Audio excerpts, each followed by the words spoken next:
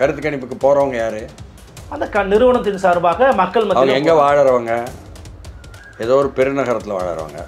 அவங்களுக்கு கிராமத்தை பற்றி என்ன தெரியும்? கிராமப்புற மக்களை பற்றி என்ன புரியும்? அவங்க மனநிலை எப்படி அறிய முடியும்? இவங்க ஒரு நாள் போய் சில கேள்விகளை வச்சுக்கிட்டு கிராமப்புறத்தை முழுக்க அப்படியே படிச்சுட்டு வந்துடுவாங்களாங்க. அதனால் சொல்லிடுவாங்களாங்க. எத்தனை மாவட்டம் தமிழ்நாட்டில் இருக்குது? கிராமங்களில் என்ன மாதிரியெல்லாம் வேறுபாடு இருக்குது? என்னெல்லாம் சாதிகள் தமிழ்நாட்டில் கிராமத்தில் இருக்குது? அவங்க என்ன மாதிரி வாழ்நிலையில் இருக்காங்க? அவங்க என்ன மாதிரி மனோநிலையில் இருக்காங்க? இதெல்லாம் தெரியுமா அவங்களுக்கு? தெரியாது. தங்களை வாக்காளர்களாக பதிவு செய்யாத ஒரு இளைய தலைமுறை இல்லையா? அப்போது நம்பிக்கை இழந்து பாராளுமன்ற பாதையில் இருக்கின்ற ஒரு இளைஞர் கூட்டம் தான் நாம் சந்திக்கக்கூடிய இளைஞர் கூட்டம். இதுதான் புறநிலை. புறநிலை என்னன்னு கேட்டீங்க. அப்பொழுது எல்லா கட்சிகள் மீதும் அவர்களுடைய செயல்பாடுகளின் மூலம் நம்பிக்கை இழந்த சூழலில் அவர்கள் மாறி மாறி ஆட்சிக்கு வந்து அவர்கள் சிறப்பாக செய்யவில்லை என்று நம்பிக்கை பெற முடியாத சூழலில் அந்த இளைஞர்கள் மாறி இங்கே வருவது என்ற ஒரு புதிய வரவை நோக்கி போகிறார்கள் என்பதாகத்தானே அதை புரியணும். 10.5 என்று ஒன்றை அறிவித்ததனால் வடக்கு தமிழ்நாட்டில் வாக்குகள் ஈர்க்கப்பட்டது என்பது அதிமுகவுக்கு சாதகமாக என்பது உண்மையா இல்லையா? உண்மைதான். கிணத்து கடவாளியாறு திட்டத்தை கூட செயல்படுத்த முடிந்தது என்று சொன்னால் அரசாங்கம் கையில் இருந்ததுனால தானே. அதனாலான மேற்கு மண்டலத்தில் உறுதியாக விவசாயிகளாக இருக்கும் அந்த கொங்கு வேளாள கவுண்டர்களுடைய வாக்குகள்லாம் அவரை நோக்கி கடுமையாக இருக்குது. கூட்டணி பலம்னு நீங்கள் எல்லாம் பேசுவீங்க. கூட்டணிகள் பலமா பலவீனமா என்பது ஒவ்வொரு கட்சி தலைமைக்கும் தெரியும். அதில் எங்கேயாவது கூட்டணி கட்சிகள் இறங்கி தங்களுடைய தொகுதி வேட்பாளருக்காக தங்கள் கட்சி தொகுதி வேட்பாளருக்காக வேலை செஞ்சாங்களா? திமுக கூட்டணியில் சொல்கிறீங்க? திமுக கூட்டணியில் சொல்கிறேன், வெற்றி பெற்ற கூட்டணியில் சொல்கிறேன். திமுக காரர்கள் தான் வேலை செய்தாங்க. அதுங்க நான் இருக்கிற ஆட்களையும் வேலை செய்ய வேண்டாம், திமுககாரங்க பார்த்துக்குவாங்கன்னு சொன்ன ஆதாரம்லாம் வச்சுருக்க வேண்டாம். விஜயகாந்த் காலத்தில் தனித்து நின்று வந்த அணுகுமுறை ஒரு இடத்தில் தான் வெற்றி பெற முடியும். அடுத்த தேர்தலில் அனைத்து இந்திய அண்ணா திமுக விஜயகாந்தை இணைத்து கொண்டதனால் விஜயகாந்துக்கு எதிர்கட்சி வந்துச்சு. அப்போ இந்த இரண்டாவது பாகம் இருக்குல்ல விஜயகாந்தினுடைய, அதிலிருந்து கற்றுக்கொள்ள போகிறாரா விஜய்? முதல் பாகம் இருக்குல்ல தனித்து நின்றது, அதிலிருந்து கற்றுக்கொள்ள போகிறாரா? நடைமுறையில் யதார்த்தத்தில் அதிமுக தலைமை தானே. ஆமாம். நடைமுறையில் யதார்த்தத்தில் இபிஎஸ் பழனிசாமியை முதலமைச்சராக்குவது வேட்பாளராக வைக்கக்கூடிய கூட்டணி தானே. அமித்ஷா தான் சொன்னார், எடப்பாடி ஜி தலைமையில் தான் கூட்டணின்னு சொல்லிட்டாரு. அப்போ அதுக்கு பேர் தேசிய ஜனநாயக கூட்டணியா அதிமுக தலைமையிலான கூட்டணியா என்பதை இன்னும் 10 மாதங்கள் இருக்குல்ல முடிவு பண்ண.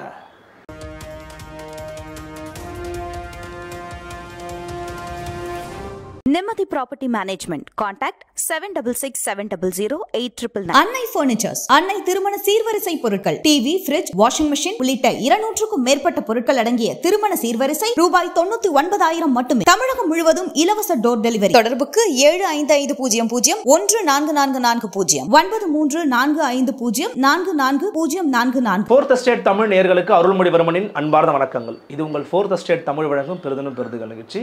இன்றைக்கு நம்ம நடந்திருக்கிறார் மூத்த பத்திரிகையாளர் மரியாதைக்குரிய திரு TSS மணி அவர்கள். வாரனோட ஒரு சிறப்பு நேர்காணல். வணக்கம். எப்படி இருக்கீங்க? எப்போதும் மிக்க மகிழ்ச்சி உங்களை மீட் பண்ணதில். தமிழக வெற்றி கழகம் அதனுடைய தலைவர் விஜய் மற்றும் அவருடைய செயல்பாடுகள் அப்படிங்கிறது பார்த்தீங்கன்னா ரொம்ப அதிகமாக செயல்பாடுகள் தெரியல. ஆனால் அவங்கள பற்றின பேச்சு அப்படிங்கிறது ஒவ்வொரு கட்சிக்காரங்களும் திமுக, அதிமுக, பாமக, விசிக, நாம் தமிழர், பாஜகன்னு எல்லாரும் தொடர்ச்சியாக பேசிக்கிட்டே இருக்கிறாங்க. இப்போ அண்மையில் அவங்க சார்பாக ஒரு விஷயத்தை போட்டிருக்கிறாங்க. என்னென்னா, மும்பை பேஸ்டு எலெக்ஷன் சர்வே பண்ணுற ஒரு கம்பெனி மீண்டும் ஏற்கனவே ஓட்டு கொடுத்துருந்தாங்க, டாப்பில் இருக்கிறார் விஜய் அப்படின்ட்டு. இப்போ மீண்டும் அவர் தான் டாப்பில் இருக்கிறாருங்க, 26ல் தனிச்சு நின்று வேற லெவலில் வரப்போகிறாருங்கன்னு சொல்லி ஒரு சர்வேவை ஷேர் பண்ணிக்கிறாங்க. அவங்க கட்சியின் தொண்டர்கள் ரொம்ப ஆரவாரமாக ஆர்ப்பரித்து கொண்டாடுறாங்க. விஜய்க்கு அப்படி ஒரு ஆர்ப்பரிப்பு ஆரவாரம் அப்படிங்கிறது உண்மையிலேயே எனக்கு தமிழ்நாட்டு கிரவுண்டில் இருக்குதா? உங்கள் பார்வை என்ன? இல்லை, அதாவது நீங்கள் விஜய் தலைமையில், நடிகர் விஜய் தலைமையில் உள்ள கட்சியினுடைய வருகை, அதை பற்றி உள்ள தாக்கங்களை பேசுகிறீங்க. நான் என்ன நினைக்கிறேன்னா, எந்த கட்சியாவது இப்படி வந்தவுடன் இவ்வளவு தூரம் மிக அதிகமாக பேசப்பட்டுச்சா சமீப ஆண்டுகளில் அப்படின்னு பார்த்தா இல்லை. அப்போ ஏன் விஜய் கட்சி இவ்வளோ பேசப்படணும் என்பது தான் முக்கியம். நீங்கள் வந்து ஆரூடம் சொன்னாங்க யாரோ அப்படின்னு சொல்வதெல்லாம், ஆரூடக்காரர்கள் நிறைய பேர் இருக்காங்கல்ல. எலெக்ஷன் சர்வே ஆரோடம்னு சொல்ல வரீங்களா அப்போ? ஆமாம். அது என்ன சர்வே? கருத்து கணிப்பு. யார்கிட்ட போய் கருத்து கணிப்பு கேட்காங்க? கருத்து கணிப்புக்கு போகிறவங்க யார்? அந்த நிறுவனத்தின் சார்பாக மக்கள் அவங்க மத்தியில். எங்கே வாழறவங்க? ஏதோ ஒரு பெருநகரத்தில் வாழறவங்க. அவங்களுக்கு கிராமத்தை பற்றி என்ன தெரியும்? கிராமப்புற மக்களை பற்றி என்ன புரியும்? அவங்க மனநிலை எப்படி அறிய முடியும்? இவங்க ஒரு நாள் போய் சில கேள்விகளை வச்சுக்கிட்டு கிராமப்புறத்தை முழுக்க அப்படியே படிச்சுட்டு வந்துடுவாங்களாங்க. அதனால் சொல்லிடுவாங்களாங்க. அது உண்மையாயிருமாங்க. ஏங்க அதெல்லாம் விளையாட்டுக்குங்க. பணம் செலவழிக்கிறதுக்கு நிறைய வச்சுருக்காங்க அரசியல் கட்சிகள். அது கொடுப்பதற்கு அவங்களால முடியும். அதை வாங்குவதற்கு நிறுவனங்கள் இந்த மாதிரி நிறைய பேரால் முடியும். இவங்கெல்லாம் பெருநகரத்தில் உள்ளவங்க. இப்போ தமிழ்நாட்டில் அப்படி போகிறவங்களை கணிப்பு பண்ணுறவங்க, போகிறதுக்காக கணிப்பு போய் மக்கள்கிட்ட கேட்டோம் என்று சொல்கிறவங்கள எத்தனை மாவட்டம் தமிழ்நாட்டில் இருக்குது? கிராமங்களில் என்ன மாதிரியெல்லாம் வந்து வேறுபாடு இருக்குது? என்னெல்லாம் சாதிகள் தமிழ்நாட்டில் கிராமத்தில் இருக்குது? அவங்க என்ன மாதிரி வாழ்நிலையில் இருக்காங்க?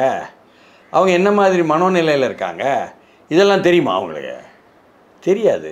தெரியாதவங்களுக்கு கேள்விகளை வந்து எந்திரம் மாதிரி போய் கேட்டு பதிலை எந்திரம் மாதிரி வாங்கி அதை உட்காந்துக்கிட்டு ஒரு இடத்துல வந்து தயார் செய்து கொடுத்தாங்கன்னு சொன்னால் தயாரிக்கப்பட்டு கொடுக்கப்பட்டு தானே இது. இதிலிருந்து பார்ப்பதல்ல. நான் சொல்ல வருவது என்னன்னு சொன்னால், விஜய் ஒரு கட்சி தொடங்கியவுடன் ஏன் மற்ற இதுவரை வந்த கட்சிகளுக்கெல்லாம் உடனடியாக 6 மாதத்துக்குள்ள இவ்வளவு மாபெரும் அளவுக்கு தாக்கம் எல்லோரும் பேசும் அளவுக்கு ஆகலை? இப்போ ஏன் ஆச்சு? ஏன்னா அது மிகப்பெரிய நடிகர், அதனால் ஆயிருக்குன்றது என்னுடைய தனிப்பட்ட கருத்து. பெரிய நடிகர்னு சொன்னால் இதுக்கு முன்னால் ரஜினிகாந்த் வருவதாக இருந்தார், மட்டுமில்லை வந்தார். பாதி தூரம் வந்துட்டு திரும்பி வந்துட்டாருங்கிறது அவருடைய விருப்ப பாடம், நம்ம கையில் இல்லை. ஆனால் அப்போ வந்து இப்படி பேசலையே. இல்லை, விஜயகாந்த் ஐயாவோட வருகை நீங்கள் களத்தில் போய் பார்த்தவர், அதை நேரடியாக அனுபவித்தவர். விஜயகாந்துக்கு இருந்த மாசை விடவா விஜய் அவர்களுக்கு இருக்கிற வரவேற்பு இருக்குன்னு நீங்கள் நினைக்கிறீங்க? அதாவது விஜயகாந்துக்கு வந்து விஜயகாந்துடைய கட்சி என்பதாக, அதனுடைய மன்றம் என்பதாக ஒரு கொடி முதல்ல அறிமுகப்படுத்தப்படும். ஆமாம். அதற்கு பிறகு ஆண்டு பலவாக அந்த கொடிகள் வந்து கிராமங்களில் உள்ளாட்சி தேர்தல்களில் நின்றுச்சு. எஸ். பல இடத்துல வெற்றியும் பெற்றது. எஸ். அதற்கு பிறகு மெல்ல மெல்லத்தான் அவர் வந்து வளர்ந்தது. அதற்கு ஆண்டு பல ஆச்சு. இது ஆண்டு பல ஆகலை, மாதம் பல ஆச்சு. வித்தியாசம் இருக்குது. அப்போ விஜயகாந்துக்கு வந்த தாக்கத்திற்கும் விஜய்க்கு வந்த தாக்கத்துக்கும் வித்தியாசம் இருக்குது. பொதுவாக என்ன சொல்கிறாங்க விஜயை பற்றியும் விஜய் கட்சியை பற்றியும்? இளைஞர்கள் அணி திரள்றாங்கன்னு தானே சொல்கிறாங்க. ஆமாம். சரி, அப்போ அதை பற்றி உள்ள புறநிலை என்ன என்பது தான் முதல் படிப்பு. எப்படிப்பட்ட புறச்சூழல் நிலவுது? அதாவது நீங்கள் வந்து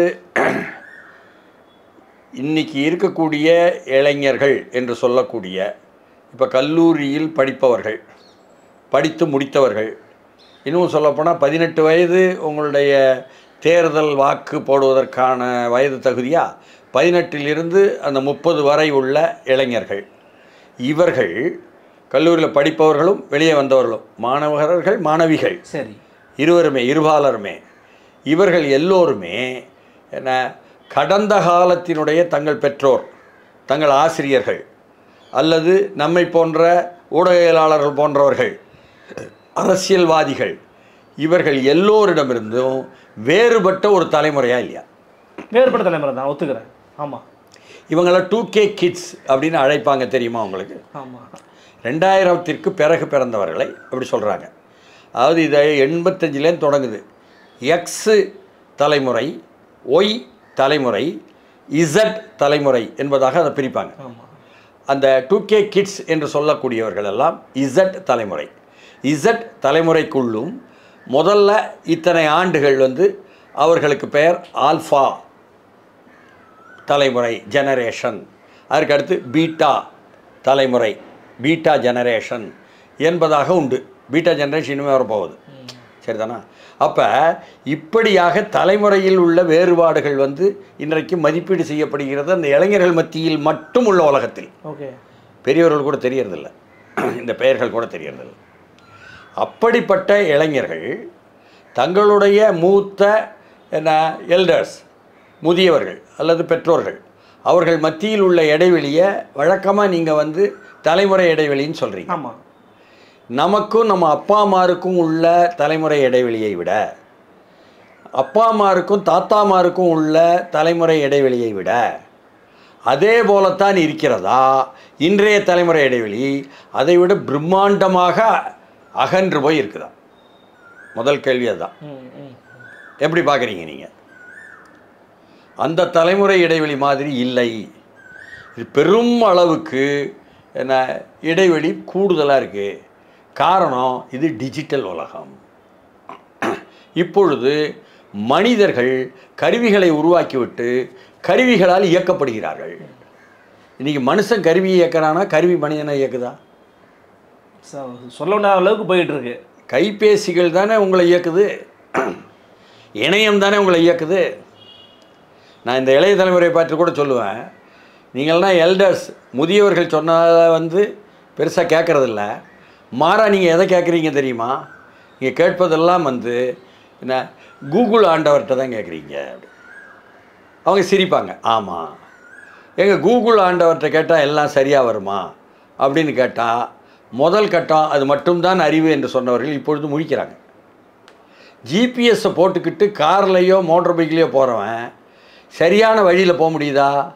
முட்டுச்சந்தில் போய் முட்டிக்கிறான். அப்போது சரியான வழி காட்டுவதாக இந்த அறிவியல் பாடம் சொல்லி கொடுத்து உங்களை முட்டுச்சந்தில் போய் ப்ராக்டிக்கல் உள்ள நிலை இருக்குதே, நடைமுறை, அதிலிருந்து புறம்பாக போயிடுது.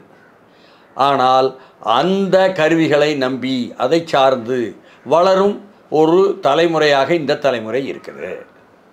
அப்போ இந்த தலைமுறை நீங்கள் இந்தியாவில் நடத்துகின்ற தேர்தல் ஆணையம் மூலம் நடத்துகின்ற தேர்தல்கள், அதன் மூலம் நீங்கள் தேர்ந்தெடுக்கப்படுகின்ற சட்டமன்ற உறுப்பினர்கள், மக்களவை உறுப்பினர்கள், சட்டமன்ற உறுப்பினர் மூலம் தேர்ந்தெடுக்கப்படும் மாநிலங்களவை உறுப்பினர்கள், அதன் மூலம் நாடாளுமன்றம், இந்த பாதைக்கு பேர் நாடாளுமன்ற பாதை அல்லது என்ன சொல்லிக்கிறீங்க உங்களுக்கு சௌகரியமாக நாடாளுமன்ற ஜனநாயக பாதை அப்படின்னு சொல்லிக்கிறீங்க. நாடாளுமன்றம் வந்தால் ஜனநாயகம் எங்கே இருக்கும், ஜனநாயகம் வந்தால் நாடாளுமன்றம் எங்கே இருக்கும்னு புரியலைன்ட்டு புதிரில் திணறவங்க வேற ஒரு பக்கம், அது ஒரு பக்கம் இருக்கட்டும். அப்போது இந்த நாடாளுமன்ற பாதை என்று நீங்கள் சொல்லி இதுவரை கொண்டு வந்து நிறுத்தினீங்களே அரசியல்வாதிகளை, கட்சிகளை, அரசியல் கட்சிகளை, இவருடைய செயல்பாடுகள் எல்லாம் நல்ல பெயர் வாங்கியிருக்கிறதா பொதுமக்களிடம், பொது வாக்காளர்களிடம்? சரி, இந்தியா முழுக்கவே பல்வேறு இடங்களில் காடு மலை வடக்கெல்லாம் இருக்குது. ஏன்னா ஆதிவாசிகள் அதிகமாக விவரங்கள் படிப்பறிவுகள் இல்லாமல், நகரமயமாதல் இல்லாமல் இருப்பவர்கள், அதை வந்து அதிக எக்ஸ்போஷர் இல்லை, அவங்களுக்கு விவரங்கள் தெரிய வாய்ப்பில்லை என்றெல்லாம் சொல்வீங்க. தமிழ்நாடு இந்திய துணைக்கண்டத்திலேயே ஒரு உள்கட்டுமானத்தில், இன்ஃப்ராஸ்ட்ரக்சரில் முன்னேறிய மாநிலமாக இல்லையா? முன்னேறிய மாநிலம் தான். 30 ஆண்டுகள் முன் சென்று விட்டோம் மற்ற மாநிலங்களை பார்க்கும் பொழுது, தமிழ்நாடு வடக்க உள்ள மாநிலங்கள் பார்க்கும் பொழுது என்று ஒரு மதிப்பீடே இருக்குது. அப்படிப்பட்ட தமிழ்நாட்டில் இப்படிப்பட்ட அரசியல் கட்சிகள் எந்த அளவுக்கு நாடாளுமன்ற பாதை மூலம் நன்மை செய்திருக்கிறார்கள் என்று பெயர் இருக்கிறதா, அவப்பெயர் தான் இருக்கிறதா? ரெண்டுமே கலந்தானே இருக்கு. சரி, நல்லது செஞ்சுருக்காங்கன்னு பெயர் இருக்குது என்பது உங்கள் கருத்து. கல்வியில் முன்னேறி இருக்கிறோம், தொழிலில் முன்னேறி இருக்கிறோம், வேலைவாய்ப்பில் இல்லை, அறிவிப்பு நீங்கள் சொல்கிறதெல்லாம் அறிவிப்புங்க. சனம் இருக்குல்ல, பொது சனம், அந்த சனம் முன்னேறி இருக்கான்னு கேட்டு அவனுடைய வாழ்க்கை தரத்தை பார்க்கணும்.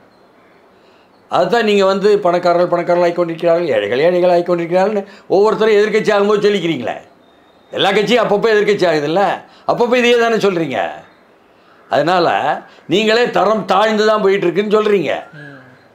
இப்படி மக்கள் மத்தியில் நம்பிக்கை பெறாமலேயே இந்த பாராளுமன்ற பாதையும் அரசியல் கட்சிகளும் நடம் போட்டுக்கிட்டு இருக்கா.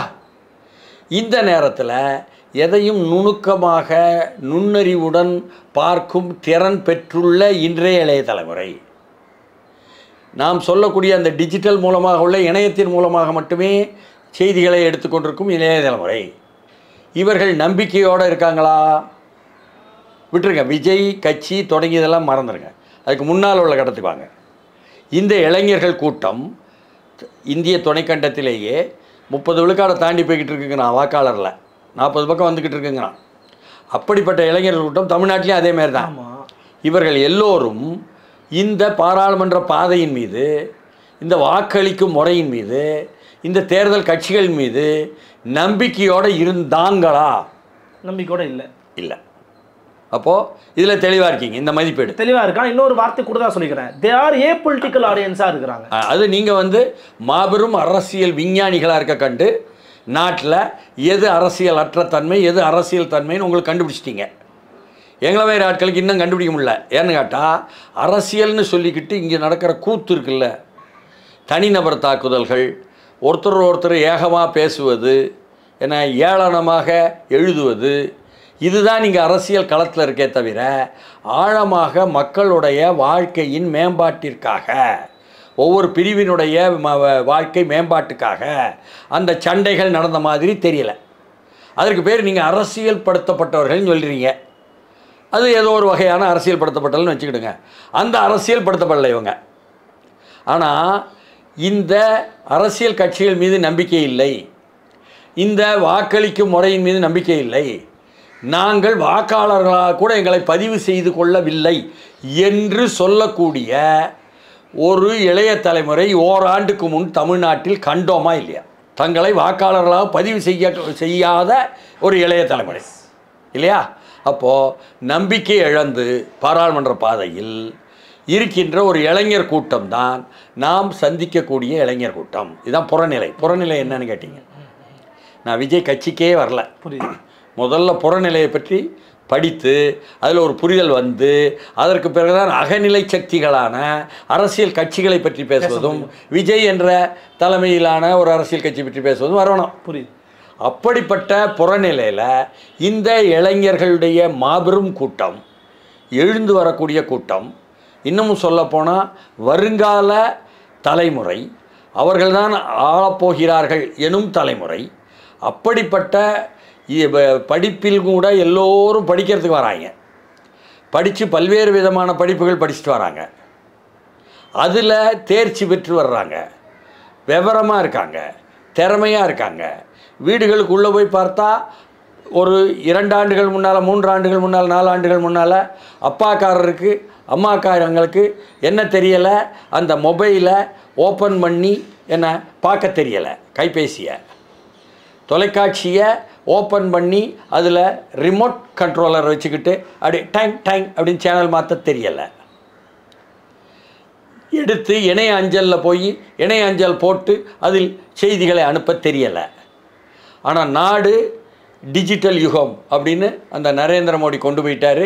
எல்லாமே அங்கே போயிட்டு எல்லாத்துலேயுமே இமெயில் மூலம் இணையஞ்சல் மூலம் தான் நீங்கங்க எல்லாமே நீங்கள் வந்து அப்படி அமுக்கி கிராமத்தில் சீட்டாட்டம் ஆடுறாங்கல்ல, சீட்டாட்டம் காசு வச்சு சீட்டாடுறோம். அதில் அங்கு சாதாரண தொழிலாளியாக வேலை தினசரி வேலைக்கு போகிறவர் உட்பட உட்காந்து சீட்டாடுறாங்களா? அப்படி சீட்டாடும் பொழுது அவங்க அந்த காசை கொடுக்கறதுக்கு பதில் டைங் டைங் அப்படின்னு ஜிபே பண்ணுறாங்க. தெரியுமா உங்களுக்கு? நம்ம தமிழ்நாட்டு கிராமங்களில் அந்த அளவுக்கு உங்களுடைய டிஜிட்டல் என்பது, இந்த இணையம் என்பது உள்ளே புகுந்து மக்களுடைய வாழ்க்கை தரத்தோடு நிரந்தர கலந்திருக்கும் நேரத்தில் இந்த குறிப்பிட்ட இளைஞர்கள் அதில் சென்சிட்டிவ் நுணுக்கமாக இருக்கக்கூடியவர்கள் நிலவுகின்ற நாடாளுமன்ற பாதையின் மீது நம்பிக்கை இழந்து, அரசியல் கட்சிகள் மீது நம்பிக்கை இழந்ததனுடைய விளைவாக பாராளுமன்ற பாதையில் நம்பிக்கை இழந்து, அதை சொல்ல மாட்டாங்க, பாராளுமன்ற பாதையில் நம்பிக்கை அளிக்கிறோம் எல்லாம் சொல்ல மாட்டாங்க, புரியுது.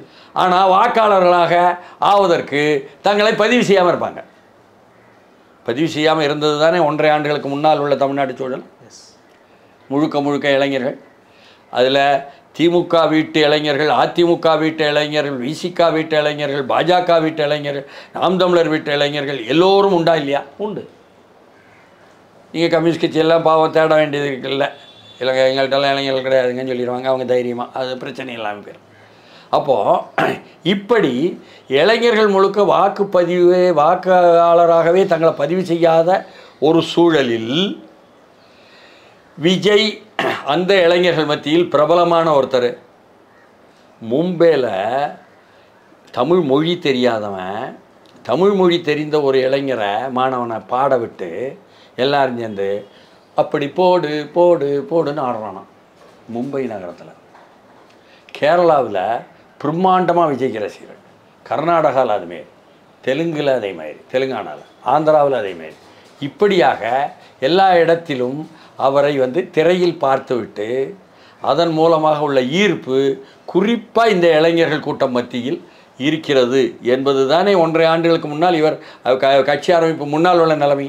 கட்சி ஆரம்பித்த பிறகு அந்த இளைஞர்கள் வாக்காளர்களை பதிவு செய்யுங்கள் என்று சொன்ன அன்னைக்கு எல்லா ஊர்லேயும் எல்லா வட்டத்துலேயும் அவங்களும் திமுக அதிமுகவுக்கு சமமாக ஒரு மேசையை போட்டுக்கிட்டு உட்கார்ந்து வாக்காளரை பதிவு பண்ணாங்களா இல்லையா?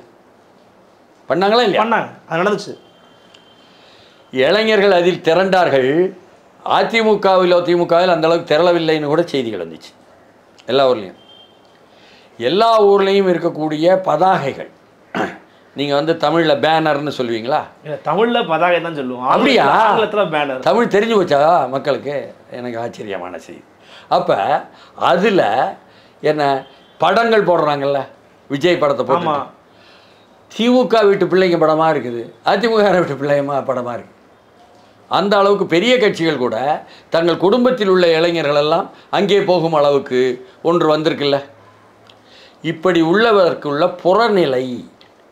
அப்பொழுது எல்லா கட்சிகள் மீதும் அவர்களுடைய செயல்பாடுகளின் மூலம் நம்பிக்கை இழந்த சூழலில் அவர்கள் மாறி மாறி ஆட்சிக்கு வந்து அவர்கள் சிறப்பாக செய்யவில்லை என்று நம்பிக்கை பெற முடியாத சூழலில் அந்த இளைஞர்கள் மாறி இங்கே வருவது என்ற ஒரு புதிய வரவை நோக்கி போகிறார்கள் என்பதாகத்தானே அதை புரியணும்.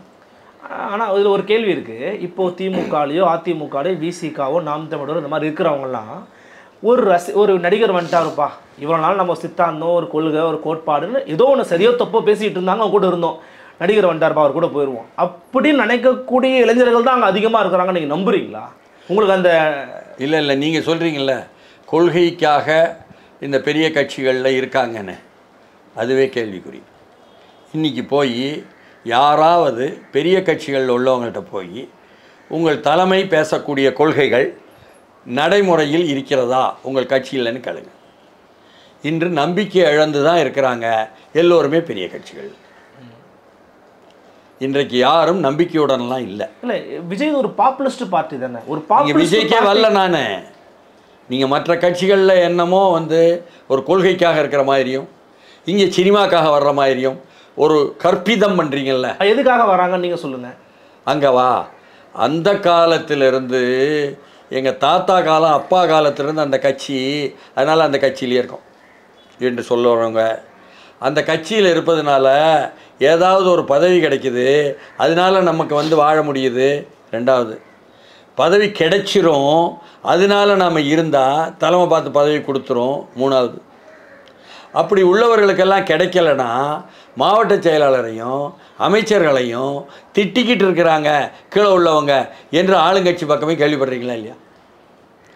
யாராவது கொள்கைக்காக இருக்காங்க என்பதாக ஒரு ஆழமான புரிதலுடன் எந்த தலைமையோ எந்த செயல்பாட்டாளர்களோ இருக்கிற மாதிரி எந்த புள்ளி விவரமும் எடுக்க முடிஞ்சிச்சுன்னா நல்லது. தொடர்ச்சியாக 2 பேரும் மேலே குற்றச்சாட்டு வச்சாங்க. அதாவது குற்றச்சாட்டு சொல்லலை, விசிகாவுக்கும் நாம் தமிழர் கட்சி பாமக இவங்க 3 பேரோட ஓட் பேங்க்கு சரியுது, இவங்களை தான் டார்கெட் பண்ணி வரல, ஆனால் இங்கே இருக்கிறவங்க அப்படியே அங்கே போயிடுறாங்க, கிட்டத்தட்ட கட்சியே காலியாகிடுச்சு இப்படின்னு பேசுறது அந்த தலைமைகளின் மீது வைக்கக்கூடிய ஒரு குற்றச்சாட்டாக தெரியலையா? நேற்று அன்புமணி சொல்கிறாரு, நடிக்கிறவங்க பின்னாடிலாம் போகிறீங்க, இப்பெல்லாம் போகாதீங்க அப்படிலாம் அவர் பேசுகிறாருன்னா, தொடர்ச்சியாக திருமாவளவன் சொல்கிறாரு எந்த நடிகர் பின்னாலும் என் தொண்டன் போக மாட்டான், அவன் விடுதலை சிறுத்தையாக தான் எப்பயுமே இருப்பான் அப்படின்னு பேசுகிறாரு. சீமான் சொல்கிறாரு பின்னாடி தான் தம்பி வரணும், தம்பி பின்னாடி நான் போக மாட்டேங்கிறாரு. இப்போ தலைமைகள் சரியில்லைன்னு சொல்ல வரீங்களா நீங்கள்? நான் வந்து அதுக்கே போகலை, சொல்கிறாங்கன்னு சொல்கிறீங்கல்ல, இப்படியெல்லாம் வந்து வெளியேறுவதாக விஜயை நோக்கி செல்வதாக, அது யதார்த்தமான உண்மை என்றால் ஏன் என்று சிந்திக்கணும்னு சொல்கிறேன் நான். இவங்கள்ட்ட தான் போகிறாங்கன்றது டேட்டா எங்கே இருக்குது? அப்போ ஏன் சொல்லிகிட்டு இருக்கிறீங்க எல்லாரும்? இப்போ திராவிட முன்னேற்ற கழகத்தில் இருந்தே எடுத்துக்கிட்டிங்கனாலும் அவர்கள் வீட்டு இளைஞர்களை போய் விசாரிங்க.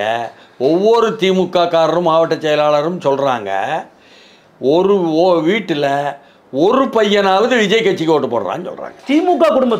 திமுக குடும்பத்தில் ஒரு பையன் கிடையாது, இளைஞர்கள் எல்லோருமே விஜயை நோக்கி ஈர்க்கப்பட்டிருக்கிறார்கள் என்று திமுகவினுடைய பொறுப்பாளர்களே பெருசெல்லாம் சொல்கிறாங்க. அது மட்டுமல்லாமல் அவர்கள் வீட்டு பெண்களும் கூட விஜய்க்கு தான் ஓட்டு சொல்கிறாங்கன்னு சொல்கிறாங்க. விக்கிரவாண்டியினுடைய விஜய் மாநாட்டுக்கே வந்ததில் நான் திமுக தான் என் பொண்ணு கூட்டிகிட்டு வந்துச்சு, அதனால் வந்தேன், இங்கே பார்த்துட்டு இந்த முறை இங்கே போடுப்பா அப்படின்னு சொல்லி பொண்ணு வற்புறுத்துது என்பதாக ஒரு தந்தை சொல்கிறார். ஈரோட்டில் இருந்த அந்த தந்தை. இதெல்லாம் வெளியே வந்துச்சு. இது ஒருத்தரை வைத்து கொண்டு முழுமையாக சொல்லுவதான்னு கேட்டால் நாடெங்கும் எல்லோரும் ஒப்புக்கொள்கிறாங்க. எல்லா குடும்பங்களில் உள்ள இளைஞர்களும் இப்படி இருக்காங்க. அதுக்காக தான் நான் சொன்னேன், பதாகையில் படங்களை பார்த்தீங்கன்னு சொன்னால் நீங்கள் சென்னை வாழ் மக்கள் மத்தியிலேயே இருக்கின்ற எளிய மக்கள் வாழும் பகுதிகளில் அப்படிப்பட்ட பதாகைகளில் அந்த திமுக வீட்டு பிள்ளைங்களுடைய படங்கள்லாம் இருக்கும், இருக்கிறத பார்க்குறோம். பெரிய அளவுக்கு அப்படி இளைஞர் அணி மற்றது வீட்டில் உள்ள இளைஞர்கள் என்பதாக அதிமுகவில் இருக்காங்கன்னு நமக்கு தெரியாது. அதனால் அது தெரியலையான்னு தெரில. ஒருத்தநாடு மாரி பகுதியில் மொத்தமாக அதிமுகவே போயிட்டாங்க விஜய் கட்சிக்குன்னு சொன்னாங்க. அது வேறு. இப்படியாக பெரிய கட்சிகளிலிருந்து தான் நீங்கள் சொல்லக்கூடிய சிறிய கட்சிகள் என்பதிலிருந்து இப்படி போகிறாங்கன்னு சொல்கிறதாக சொல்கிறீங்க. பேச்சு இருக்குன்னு. பேச்சு முதல்ல வருவது அங்கே தான். உங்களுக்கு ஏன் எட்டலைன்னு எனக்கு தெரில. திமுக வீட்டு குடும்பங்கள்ல இருந்தால் வருது. இது நீங்கள் தான் முதல் தடவை சொல்கிறீங்க.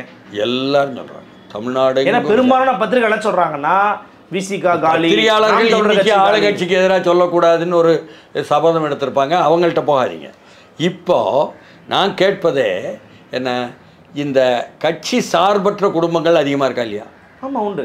அதில் உள்ள பெண்கள் எல்லாரும் விஜய் கட்சிக்குத்தான் வாக்கு என்பதாக பேசிக்கொள்கிறார்கள் என்ற மதிப்பீடு அரசாங்கத்துக்கு போயிடுச்சு. இந்த 1000 ரூபாய் கொடுக்குறாங்க, இலவச பேருந்து கொடுக்குறாங்க, மாதம் 1000 ரூபாய் கொடுக்குறாங்க, எல்லாமே கொடுத்து ஈர்க்க வேண்டிய கட்டாயம் என்பது ஆளுங்கட்சிக்கு இருக்குது. ஓகே. எப்பொழுதுமே தேர்தல் நேரத்தில் யார் ஆளுங்கட்சியாக இருக்கிறார்களோ அவர்களுக்கு ஒரு நல்ல ஒரு வாய்ப்பு. அதை அழகாக நாகநாதன், கலைஞர் கூடயே இருந்த நாகநாதன், திட்டக்குழுவினுடைய துணைத் தலைவர் இருந்த நாகநாதன், சென்னை பல்கலைக்கழகத்தில் பொருளாதாரத்துறையில் தலைவராக இருந்தவர், நல்ல நண்பர், அவரே என்கிட்ட சொல்லியிருக்கிறாரு, அரசாங்கம் கையில் இருந்தால் தேர்தல் நேரத்தில் அதிக லாபம்.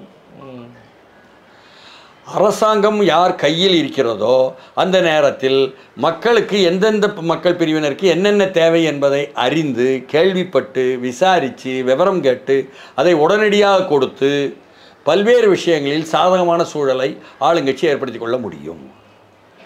நான் கேட்குறேன், 75 இடங்களில் வெற்றி பெற்றதாக வச்சுக்கோம் அதிமுக கூட்டணியை போன சட்டமன்ற தேர்தலில். என்ன பாஜகவுக்கு 4 அப்படின்லாம் நம்ம வந்தோம் தப்பாக புரிஞ்சுக்கிட போகிறதில்ல. அந்த பெயரில் 4 பேர் ஜெயித்தாலும் அப்படிப்பட்டவர்கள் அந்த 75ம் அவர்களுக்கு கிடைத்த வாக்கா, அவர்கள் அப்பொழுது ஆளும் கட்சியால் அரசாங்கம் கையில் இருந்ததனால் கிடைத்த வாக்கா? இதை யாராவது கேட்குறீங்களா? 10.5 என்று ஒன்றை அறிவித்ததனால் வடக்கு தமிழ்நாட்டில் வாக்குகள் ஈர்க்கப்பட்டது என்பது அதிமுகவுக்கு சாதகமாக என்பது உண்மையா இல்லையா? உண்மைதான். அதை கடைசி நேரத்தில் அரசாங்கம் கையில் இருந்ததுனால தானே செய்ய முடிஞ்சது அவங்களால. சரிதானா? 7.5 எளிய என்ன அரசு பள்ளியில் படிக்கும் கிராமப்புற பிற்படுத்தப்பட்ட தாழ்த்தப்பட்ட மிகவும் பிற்படுத்தப்பட்ட மாணவ மாணவிகளுக்கு என்ன வாய்ப்பு என்பது கொடுக்க முடிந்தது என்பது அரசாங்கம் கையில் இருந்ததுனால தானே. அப்போ அரசாங்கம் கையில் இருந்த இந்த 2 குறிப்பாகவே சொல்லிட்டேன். இது மாதிரி பல திட்டங்கள். காவிரி டெல்டாவை இந்த பாதுகாப்பு மண்டலமாக அறிவிச்சது, அந்த மாதிரிலாம் பண்ணார்.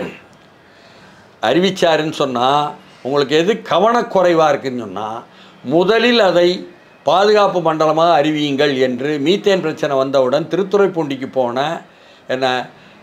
போய் சொன்னவர் டிடிவி தினகரன்.